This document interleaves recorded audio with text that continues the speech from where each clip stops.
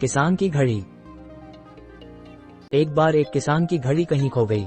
वैसे तो घड़ी कीमती नहीं थी, पर किसान उससे भावनात्मक रूप से जुड़ा हुआ था और किसी भी तरह उसे वापस पाना चाहता था।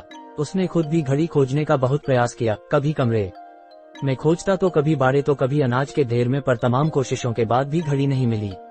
उसने निश्चय किया कि वो इस काम में बच्चों की मदद लेगा और उसने आवाज लगाई, सुनो बच्चों, तुम में से जो कोई भी मेरी खोई घड़ी खोज देगा उसे मैं 100 रुपये इनाम में दूंगा। फिर क्या था, सभी बच्चे जोर शोर से इस काम में लग गए। वे हर जगह की खाक छानने लगे, ऊपर नीचे बाहर आंगन में, हर जगह पर घंटों बीत जाने पर भी घड़ी नहीं मिली। अब लगभग सभी बच्चे हार मान चुके थे और किसान को भी यही लगा कि घड़ी नहीं मिलेगी। तभी एक लड़का उसके पास आया और बोला, काका मुझे एक मौका और दीजिए, पर इस बार मैं ये काम अकेले ही करना चाहूंगा। किसान का क्या जा रहा था, उसे तो घड़ी चाहिए थी। उसने तुरंत हाँ कर दी।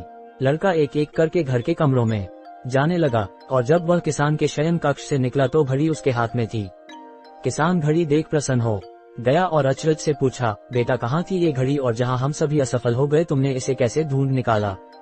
लड़का बोला, काका मैंने कुछ नहीं किया, बस मैं कमरे में गया और चुपचाप बैठ गया और घड़ी की आवाज पर ध्यान केंद्रित करने लगा। कमरे में शांति होने के कारण मुझे घड़ी की टिक टिक की आवाज सुनाई दे गई, जिससे मैंने उसकी दिशा का अंदाजा लगा लिया और अलमारी के पीछे गिरी ये घड़ी खोज निकाली।